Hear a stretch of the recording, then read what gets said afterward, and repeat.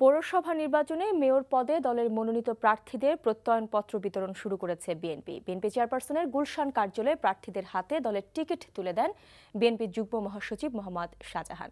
এ সময় তিনি বলেন, রাজনৈতিক চ্যালেঞ্জ হিসেবে এই নির্বাচনে যাচ্ছে বিএনপি। নির্বাচনকালীন সময়ে আটক প্রার্থীদের জামিন দিতে নির্বাচন কমিশনের হস্তক্ষেপ চেয়েছে বিএনপি।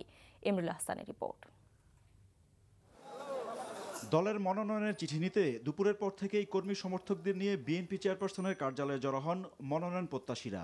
অপেক্ষার প্রহর শেষ হয় সন্ধ্যায়। দলের প্রার্থীদের হাতে প্রত্যয়নপত্র তুলে দেন দায়িত্বপ্রাপ্ত নেতা মোহাম্মদ শাহজাহান। দলের টিকিট পেয়ে উচ্ছ্বাসের পাশাপাশি নির্বাচনে জয়ের ব্যাপারে আশাবাদ ব্যক্ত করেন প্রার্থীরা। যদি সুষ্ঠু নির্বাচন হয়, ইনশাল্লাহ বিজয় ছিনিয়ে নিয়ে আসবো। কোনোভাবেই আমাদেরকে বাধা দিতে পারবে না। বড়াইগ্রাম পৌরসভা তথা নাটোর জেলার ৬টি পৌরসভায় যদি শান্তিপূর্ণ এবং নিরপেক্ষ ভোট হয়, তাহলে ইনশাআল্লাহ আমরা বিপুল ভোটের ব্যবধানে ৬টি প্রার্থী আমরা ৬টি পৌরসভায় আমরা বিজয় লাভ করব ইনশাআল্লাহ। যখন ইচ্ছা তখন পুলিশ দেওয়া যাক ইচ্ছা তাক ধরছে, তবে যদি এই সুযোগটা দিলে পরে আমরা ইনশাআল্লাহ ভালোভাবে ক্যাম্পিং করতে পারবো। প্রার্থী বাছাইয়ে বর্তমান মেয়রদেরই প্রাধান্য দিয়েছে বিএনপি, যাদের অনেকেই বর্তমানে আছেন কারাগারে। তাদের মুক্তির দাবি জানিয়েছেন শাহজাহান।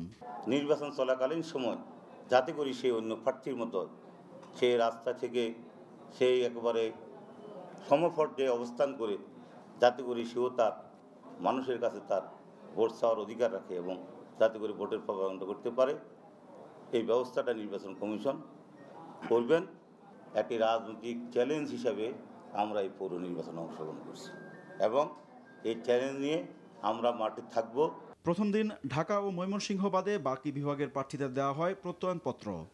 জোটের শরিক এলডিপিকে চট্টগ্রামের চন্দনাইশ আর কাজী জাফর আহমেদের জাতীয় পার্টির জন্য ছেড়ে দেওয়া হয়েছে কুষ্টিয়ার ভেড়ামারা পৌরসভা। চন্দনাইশে এলডিপি দলীয় প্রতীক ছাতা মার্কায় নির্বাচন করলেও ভেড়ামারায় জাতীয় পার্টির প্রার্থী নির্বাচনে লড়বেন ধানের শীষ প্রতীক নিয়েই। তবে জামায়াতের জন্য কয়টি ছাড়া হচ্ছে তা স্পষ্ট হতে সময় লাগবে আরও কয়েকদিন। এদিকে দলীয় নেতাকর্মী ও সম্ভাব্য মেয়র কাউন্সিলর প্রার্থীদের গ্রেফতার হয়রানি বন্ধ না করলে ৫ই জানুয়ারির মতো আরও একটি নির্বাচনের আশঙ্কা করছে বিএনপি।